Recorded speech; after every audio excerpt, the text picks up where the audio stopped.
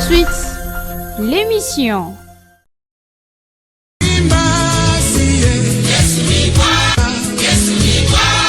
Usiku na mchana tunaimba, Yesu ni Bwana. Malaika wanaimba huko mbinguni, Yesu ni Bwana. Wanaimba wakisifu na kusujudu, Yesu ni Bwana. Ametubadilisha Yesu, Yesu ni Bwana. Ametutengeneza Yesu, Yesu ni Bwana. Kaingia gharama Yesu, Yesu ni Bwana. Ametubadilisha Yesu, Yesu ni Bwana. Kaingia gharama Yesu, Yesu ni Bwana. Malaika wanaimba huko mbinguni, Yesu ni Bwana. Wanaimba wakisifu na kusujudu, Yesu ni Bwana. Merci beaucoup, chers téléspectateurs. Bonjour encore une fois de plus.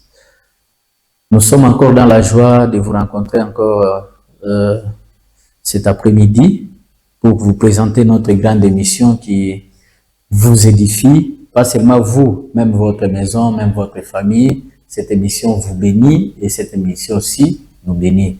Voilà pourquoi nous sommes encore dans la joie d'accueillir le bishop Kalumbu Joseph. Karibu sana papa. Merci beaucoup mon frère. Asante sana ndugu. Notre émission édifie beaucoup de chrétiens, des enfants de Dieu.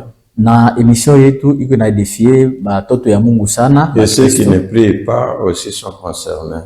Na bale benya baombe pia inawahusu. Notre émission édifie, nous mettons la base de la foi chrétienne dans la parole de Dieu. Nous semons ça dans les cœurs des enfants de Dieu. Na hii emission yetu tuko tunaweka misingi ndani ya mioyo ya batoto ya Mungu, ndani ya bale benye kutafuta Mungu. Notre émission est intitulée Yesu ni Bwana. Na emission yetu inakuwa na kishina Yesu ni Bwana. Comme d'habitude, nous procédons d'abord par la prière. Na sawa zoezi tutaanzia kwanza maombi. Prière. Tutaomba. Seigneur Jésus, nous te bénissons encore pour ce moment agréable. Nous savons que tu continues à agir comme il est écrit. Mon Père agit et moi j'agis. Et dans cette émission, tu vas agir encore une fois de plus. Voilà pourquoi nous sommes dans la joie de proclamer ton nom et d'annoncer de bonnes nouvelles à tes enfants que tu as préparés pour cette émission.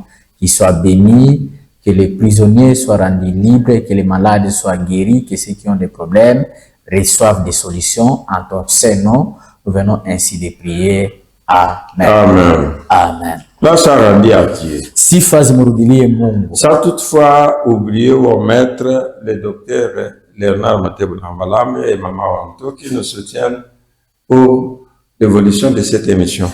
Bila kusahabu mwalimu mkuu Dr. Leonard Mateboulambalamba na Mama Anto bale banatusaidia kusudi émission ifanyike. Notre émission a deux grandes parties. Na émission yetu iko na bipande bikubwa biwili. La première partie, nous étudions donc, c'est-à-dire l'émission, donc la partie spéciale d'étude des Saintes Écritures. Na kipande ya kwanza inakuwa kipande ya upekee ya kujifunza maneno ya Mungu kwa upekee. Et là, nous donnons des questions, nous posons des questions aux téléspectateurs comme vous nous suivez là-bas. Na pale tuko tunauliza maulizo kwa mwe benye kutufuata. Et vous nous donnez aussi des réponses. C'est à base de ces réponses-là, si c'est biblique, nous allons nous pencher toujours dans la Bible. Na mtatupatia majibu mwe benye kutufuata kama iko ndani ya Biblia, tutaendelea na kuchunguza Biblia. La fois l'émission passée, nous avons posé la question de savoir quel est le nom du père de Caïn. Na ile emission iliyopita tunauliza wenye kutufuata kusema ni jina gani ilikuwa ile ya baba yake na Kaina. Jusqu'à présent, personne n'a répliqué. Mpaka hapa sasa hakuna mwenye alishajibu. Parce qu'il y a des confusions. Nous voulons enlever cette confusion-là. Les autres disent c'est Caïn et la semence du serpent, c'est-à-dire son père c'est le serpent. Juu tuko tunapenda tutoshe ile mvuruko, inakuwa huko bengine banasemaka Kaini baba yake ni nyoka, hapa tunapenda tutakatishe ikwe peupe. L'autre dit que Caïn, il était la semence de chaînon manquant. Na bengine banasema Kaini alikuwa mtoto wa Sheno Manka. Et aussi d'autres disent Caïn, c'est la semence d'Adam. Na bengine banasema Kaini ni mwana wa Adamu. C'est là où il y a notre question. Quel est le nom du père de Caïn?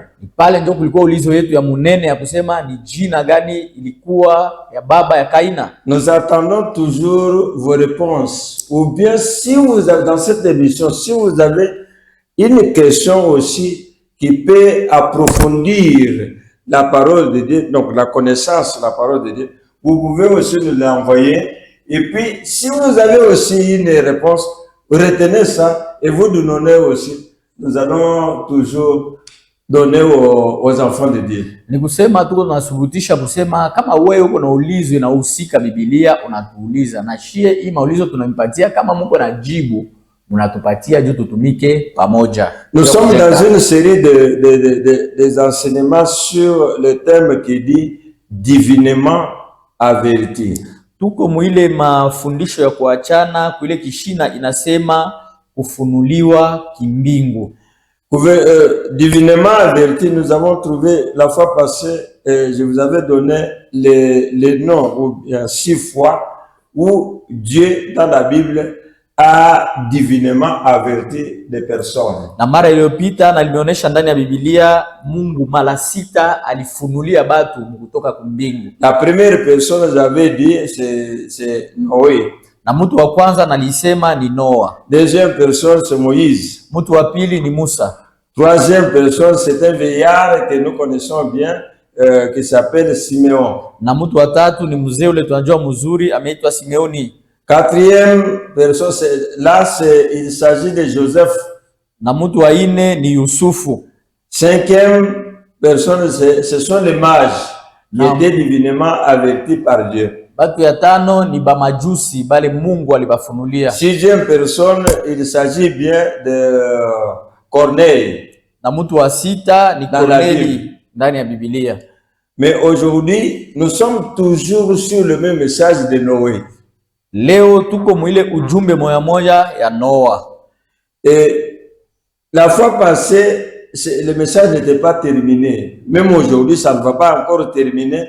Nous allons progressivement pour terminer cette partie de Noé qui a été divinement averti. Na mara ya ile iliyopita atukumaliza ujumbe hata leo kukipanda ile tulisemezea juu ya kufunuliwa ya Noa, tutaendelea na kuisemezea tena leo hata kama haitamalizika. Je vous avais dit que lorsque nous approcherons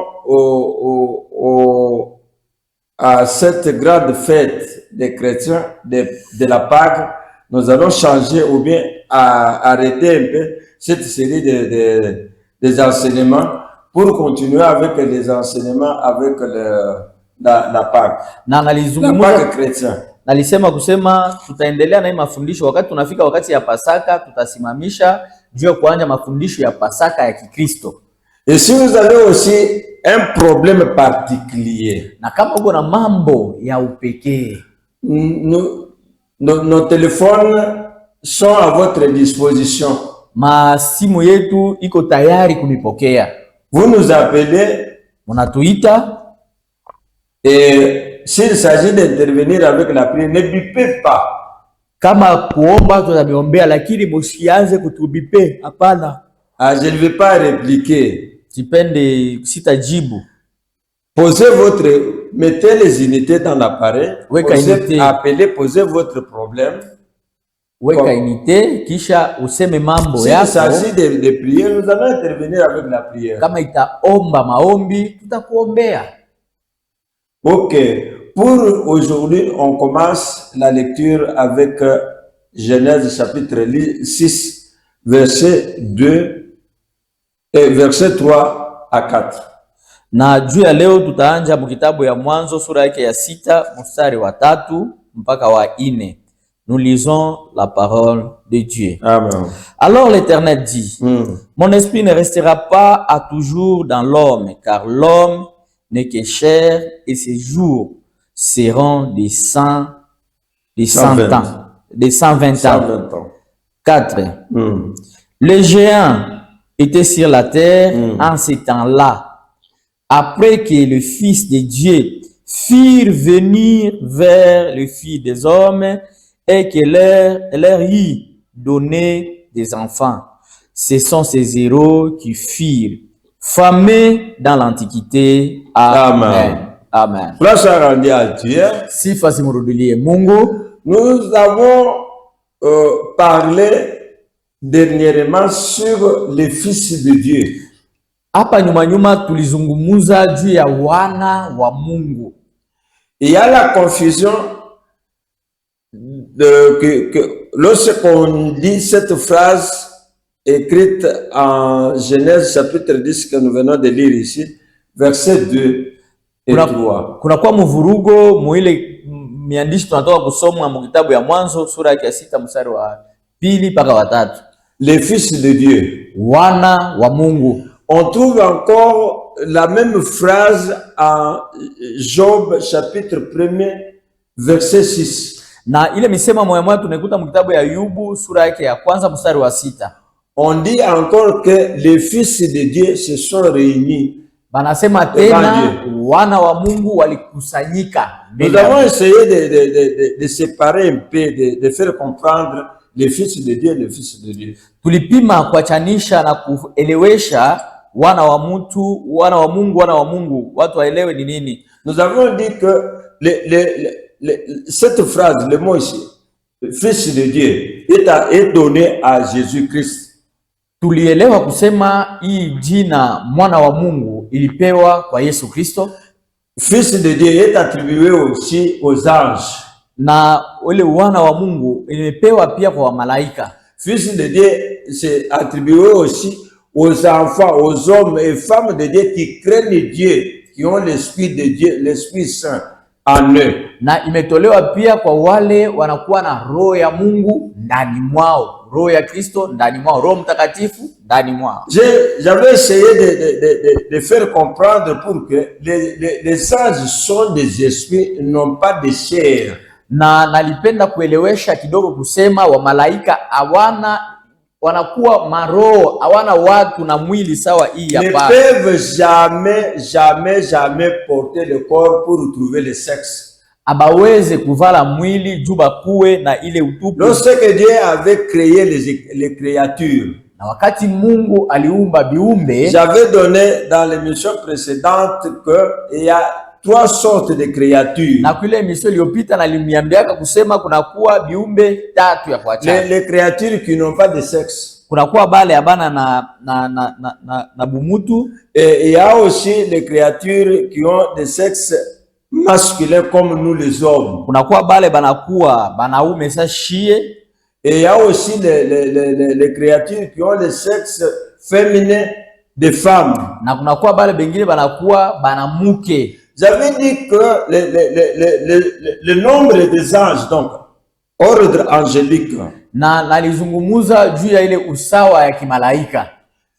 Leur nombre est intact jusqu'à aujourd'hui. Malgré il y a les anges dessus, il y a les anges saints.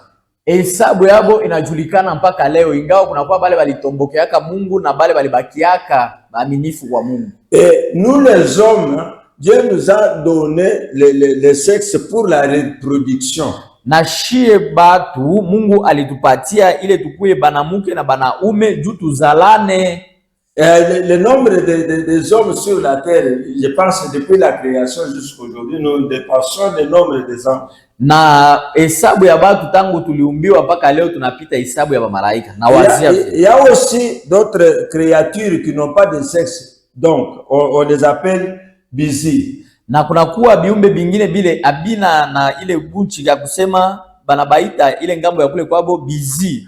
Donc busy, ce sont des personnes qui n'ont pas de sexe ni donc ce sont des créatures comme nous. Ils vivent sur cette terre, ils n'ont pas de sexe ni homme ni femme. Na bale ba busy banakuwa biumbe banaishi biko sashie lakini abana wala banamuke. Ces genre de personnes se trouvent dans l'île d'Indonésie. Na bale batu wanakutiwa kule kuile ile ya kuindonesia. Quand je faisais des recherches, j'ai trouvé que elle se donne beaucoup dans la religion. Na nalichunguza Ils kabisa aiment beaucoup kutafutisha travailler là-bas parce qu'ils ne se reproduisent pas. juu bale batu banatumika sana muma madini kwa maana abazalanake hapana. Nous avons aussi comme des prêtres, ça nous le savons bien, et prêtres, donc ils font des alliances et ils disent que non, nous allons servir Jésus-Christ en tant que célibataire. C'est une meilleure décision. Sawa bapadi banabeba ile mpango ya kusema tutatumikia Mungu sawa batu benye bana babibi hatutaoa. Mais j'avais dit autrefois que tous les apôtres n'étaient pas seulement célibataires. Na nalisemaka mara iliyopita kusema watume wote hawakukuwa tu walikosa wanamke hapana. Et 1 Corinthiens chapitre 9 verset 1 à 3 il dit que c'est l'apôtre Paul qui dit que nous avons droit d'aller dans l'évangélisation, dans l'œuvre de Dieu avec nos femmes. Et donc, les femmes là ne sont pas des sœurs religieuses, non, c'était leurs femmes parce que Jésus-Christ avait guéri la belle-mère de l'apôtre Pierre. Na mtume Paulo iko anasema ya kusema tutaenda ndani ya Injili pamoja na wanamke wetu. Bale banamuke abana bale ba mama ya kumakuva hapana. Ni ba mama kwa maana Yesu wakati aliendaka kwa Pierre aliendaka kuponya mama yake muko na Pierre. Lisez ça dans les évangiles. Muisome mu Injili utaikuta. Mais les anges, on a les fils de Dieu qu'on a énumérés en Genèse chapitre 6. Lakini wale wana wa Mungu wale banasema ku kitabu ya Mwanzo sura yake ya 6, l'opération était faite sur la terre et non au ciel. Mambo ilifanyika pa dunia aina kumbingu. Mais les anges, on a les fils de Dieu qu'on a mentionné en Job, chapitre 1 verset 6, ou bien chapitre 2 verset 1 à 3. Lakini wale wana wa Mungu wale banaandika ku kitabu ya Ayubu sura yake ya kwanza mstari wa 6 wala wa 3. Là en Job c'est au ciel. Ku kitabu ya Ayubu ilikuwa kumbingu. Les anges qui viennent pour garder, protéger les hommes, les femmes de Dieu sur la terre, et rentrer au ciel pour entrer dans une réunion avec Dieu et donner leur rapport. Na wale ni wa malaika wale wanakuyaka huku kuchunga batoto ya Mungu benye kuogopa Mungu, na wakati banaisha banarudiaka kwenda kupeleka ripoti mbele ya Mungu. C'est là où le diable en tant que gardien dans le jardin d'Éden, il savait ce programme-là, c'est ainsi qu'il montait au ciel. Mais je vous informe aujourd'hui que depuis que Jésus-Christ était rentré au ciel, le diable n'a jamais piétiné là-bas. Niko na mikumbusha vile shetani aliweka ile matengenezo tangu kubustani ya Edeni, njo alijikutaka na kule siku sana. Lakini mjue kusema tangu Yesu alikuyaka hapa pa dunia, shetani ayafika. La Bible dit que la lumière et les ténèbres ne peuvent jamais marcher ensemble. Biblia inasema nuru na giza haiwezi kutembea pamoja. C'est pourquoi même les chrétiens qui marchent dans la lumière de Dieu et les païens qui marchent dans les ténèbres du diable ne peuvent jamais marcher ensemble. Ndio kwa maana Bakristo wenye kutembea ndani ya mwangaza ya Mungu na bapagano wenye kutembea ndani ya giza ya shetani hawawezi kupatana kutembea pamoja. Alors, j'avais dit que le fils de Dieu, ndio pale nalisema kusema wana wa Mungu, la première lettre de Jean, barua ya kwanza ya Yohana, chapitre 3, sura yake ya 3, verset 8, mstari wa 8, montre, et verset 9 montre que celui qui fait du bien, donc celui qui fait la volonté de Dieu, est appelé enfant de Dieu, fils de Dieu. Inaonesha kusema mwenye kufanya kutaka kwa Mungu ameitwa mwana wa Mungu. Et celui qui fait le mal, contraire à la volonté de Dieu, qui fait la volonté du diable, est appelé aussi fils du diable. Na ule mwenye kufanya mapendo ya shetani ameitwa mwana wa shetani. Pour confirmer ça, fils du diable, ile mtoto wa shetani wala mwana wa shetani. Si vous lisez Actes des Apôtres chapitre 13, kama mnasoma kitabu ya Matendo ya Mitume sura yake ya 13 verset 11 à 13, je pense l'apôtre Paul blâme le magicien qui voulait aussi recevoir le baptême du Saint-Esprit ou bien recevoir le Saint-Esprit pour qu'il puisse aussi continuer avec l'ordre magique là son travail. Naona mtume Paulo iko anatombokea wale wachawi bali balianzaka kulomba nguvu ya Mungu juu batumike nao kukichawi. L'apôtre Paul avait refusé. Na mtume Paulo alikatalaka. La Bible nous montre encore quelque part que il y a les anges qui avaient péché. Na Biblia inatuonyesha fashi moya ya kusema kuko ba malaika bali balitendaka zambi.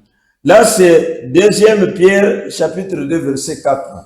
Kitabu ya Petro wa pili sura yake ya pili. Lorsqu'on dit que les anges avaient péché, wakati banasema kusema ba malaika walitendaka zambi, cela ne veut pas dire que les anges avaient pris la forme humaine pour trouver le sexe et s'accoupler avec les filles des hommes. Non, les filles des hommes, j'avais dit que c'est les filles des hommes qui ne craignaient pas Dieu, qui étaient dans l'ordre, dans les descendants de Caïn. Na kama banasema kusema ba malaika balitenda zambi, haina kusema balivala mwili ndio bakuye juu bakutane na batoto babinti ya batu, hapana.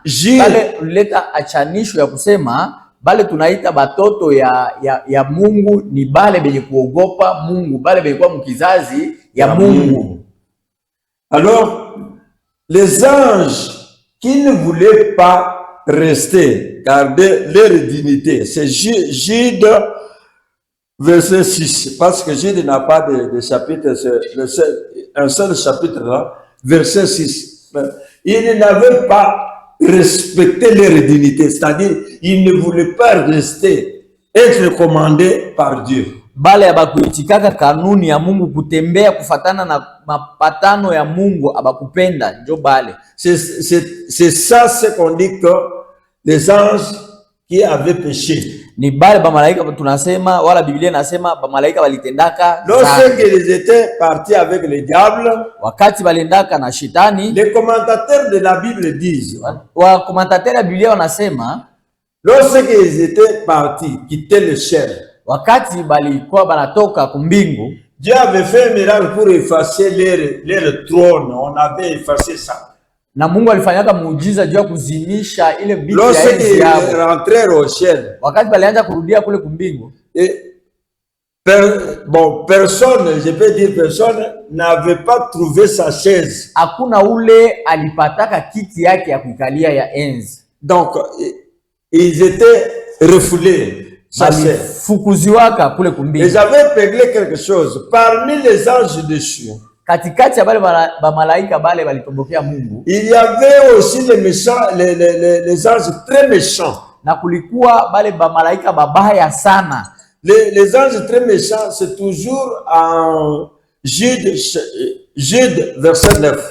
Na bale ba malaika babaya sana biko mu kitabu ya Jude. Sont mis dans la prison, dans des chaînes. Donc les chaînes là, c'est la prison. Bali bafunga mugereza, bana bafunga maminyololo ya chuma. Si Dieu ne les avait pas mis en prison, kama Mungu akubafunga ndani ya gereza, il devait faire les dégâts sur la terre. Bagepasha kufanya mabaya zaidi pa dunia. Ils sont gardés comme ça jusqu'au jour du jugement. Na bali bachunga kwa Mungu mpaka siku ya hukumu. Lorsque vous lisez la Bible, nikusema wakati unasoma Biblia, vous allez trouver quelque part où Jésus s'est rencontré avec quelqu'un qui était possédé, un homme. Utakutana na fashi mwa Biblia inaandika Yesu anakutana na mtu ule alishikwa na mapepo. Il a commandé aux esprits de sortir. D'abord, il a demandé, quel est ton nom? Kwanza alimuuliza jina yako ni gani? Les esprits ont dit non, nous sommes nombreux, nous sommes légions. Mapepo ikasema tuko wengi kabisa. Mais ils demandent à Jésus, Lakini wanaomba Yesu, le Fils de Dieu du Très-Haut, mwana wa Mungu mwenye kuwa juu sana.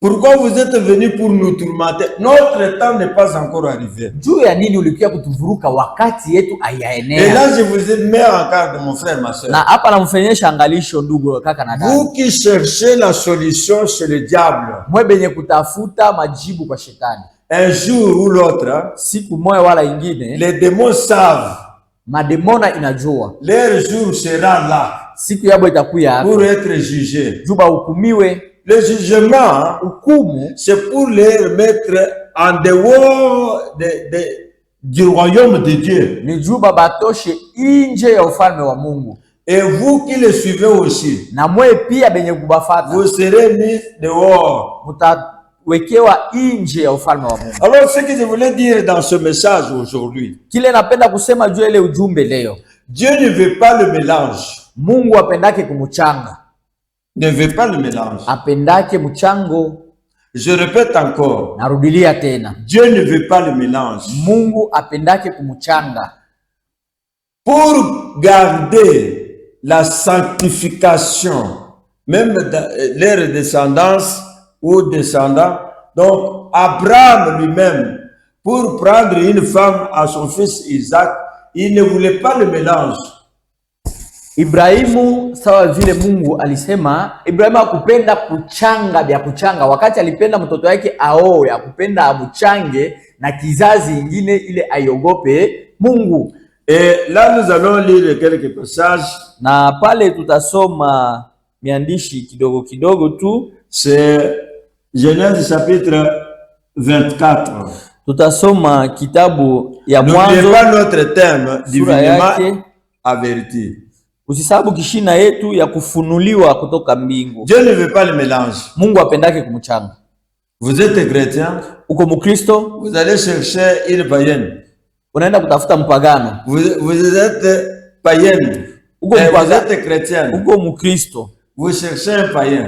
unatafuta mpagano. Et vous dites, non, non, je vais le faire convertir. Vous n'êtes pas le Saint-Esprit qui comprend.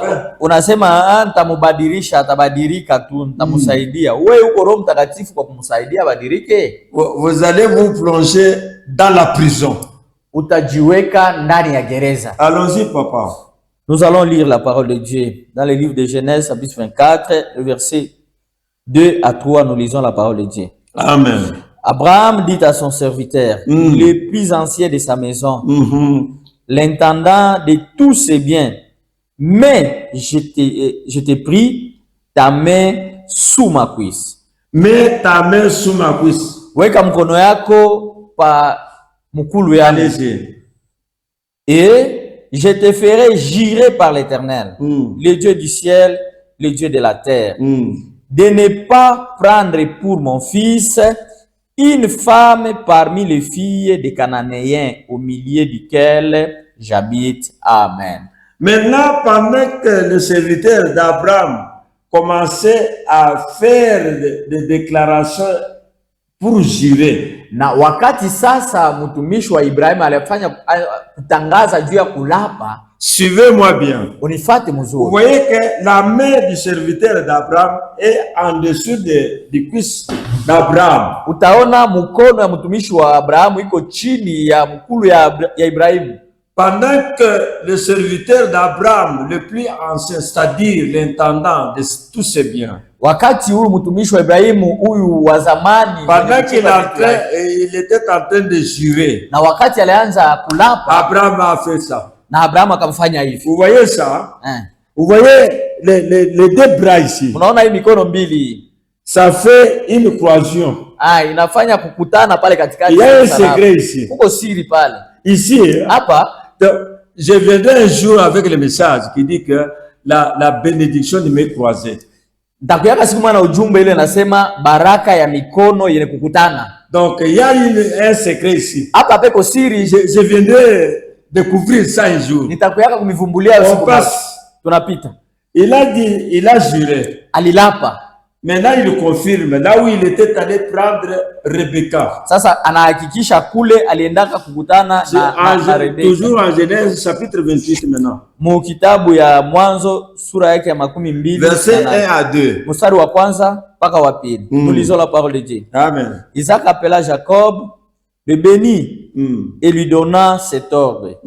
Tu ne prendras pas une femme parmi les filles des Cananéens. Frère, mon frère, mon frère, mon frère, mon frère, ma soeur chrétien. Ndugu yangu, kaka yangu, dada yangu Mukristo. Veillez à ce que je dis aujourd'hui. Chunguza hivi nasema leo. Ce n'est pas moi qui vous dis ça. Haina mie ndio nakwambia. C'est votre Dieu qui vous instruit. Ni Mungu wenu ndio anakuambia hayo. Allez-y. 2. Lève-toi. Va à Panam Aram.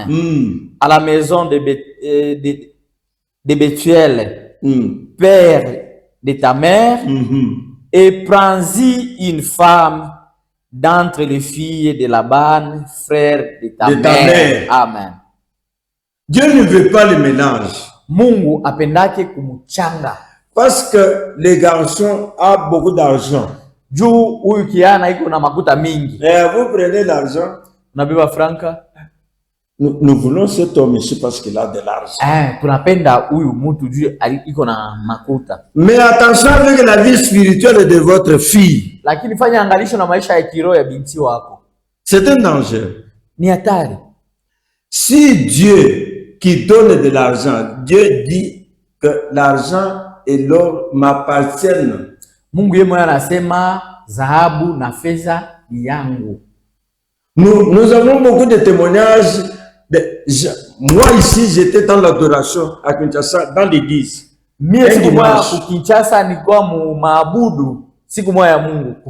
J'avais élevé les mains comme ça et les yeux fermés. Nous sommes dans l'adoration. J'entends, je sens dans la main droite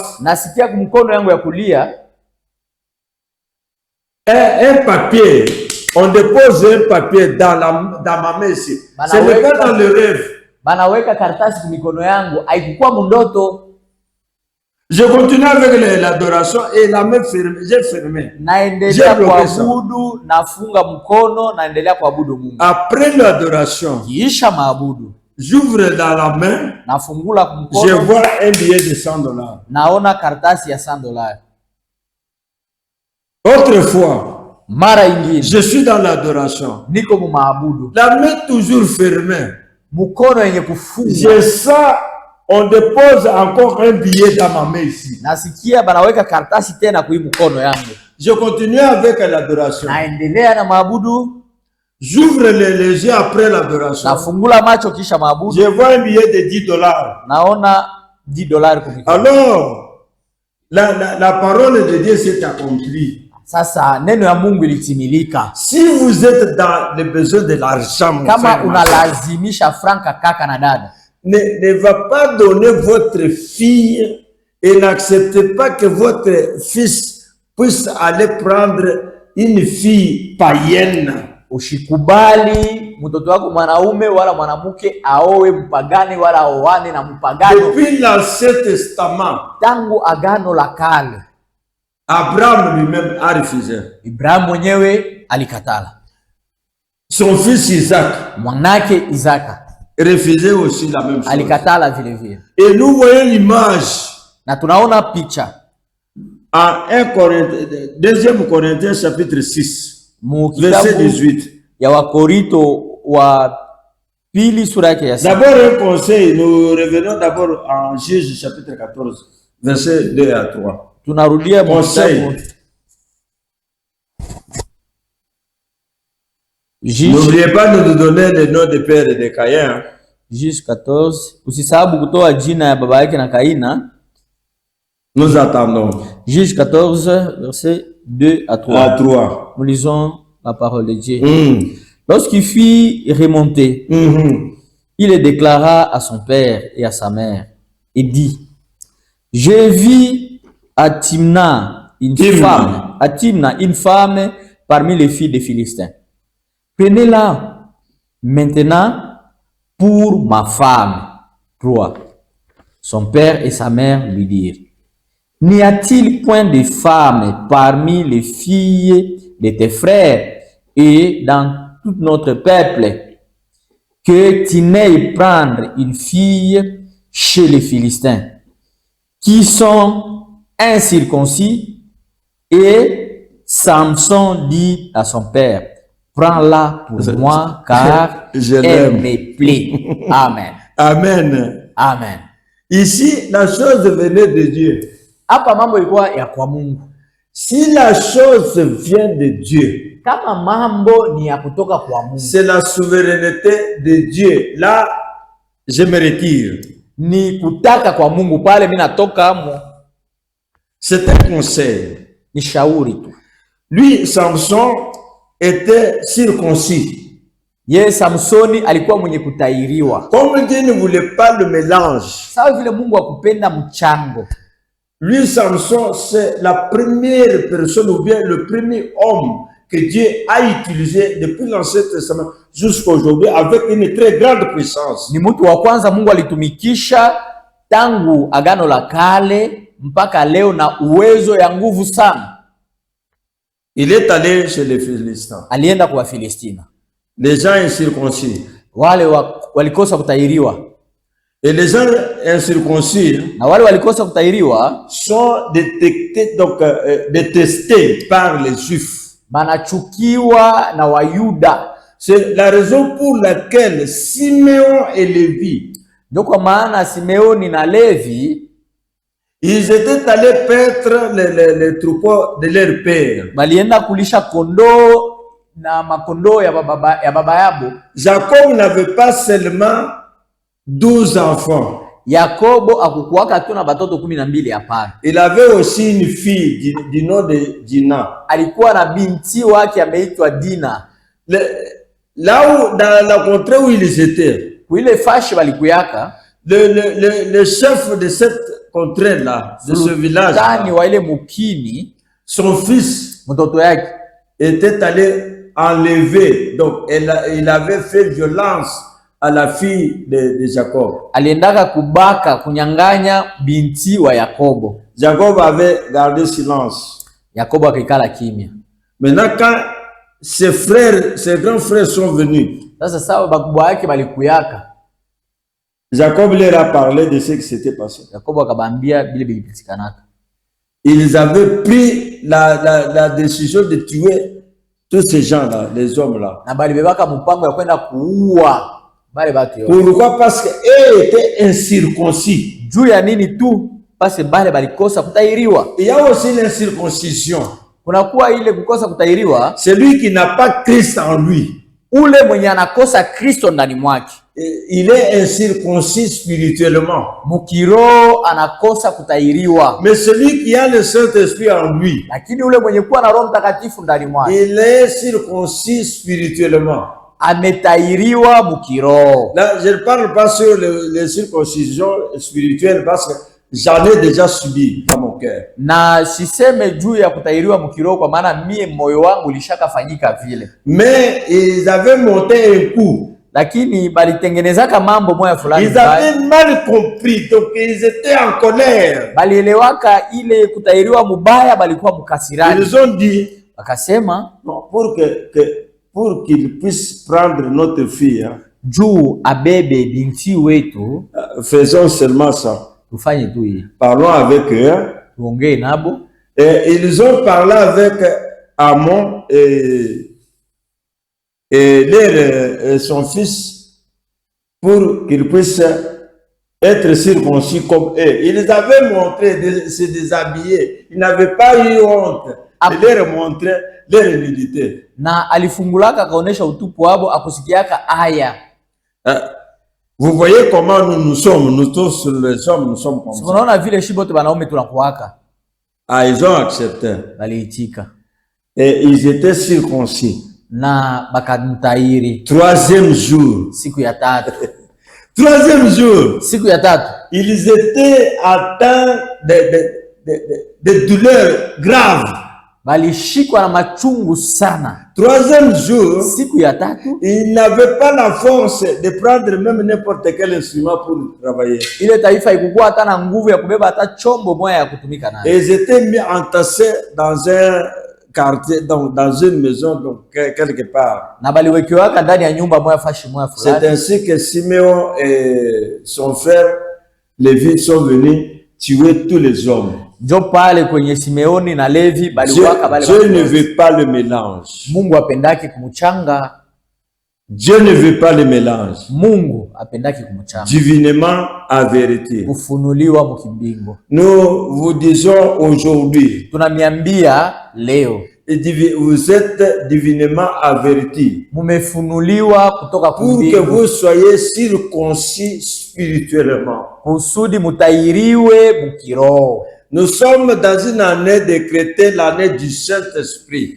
Tuko mwaka ile ilitangaziwa mwaka ya Roho Mtakatifu. Lorsque nous marchons comme ça, frère, Wakati tunatembea hivi ndugu, moi je suis circoncis spirituellement. mie nimetairiwa mukiroho. Lui, il est circoncis spirituellement. Na yeye ametairiwa Ce sont mukiroho. les circoncis, même les hommes, même les femmes.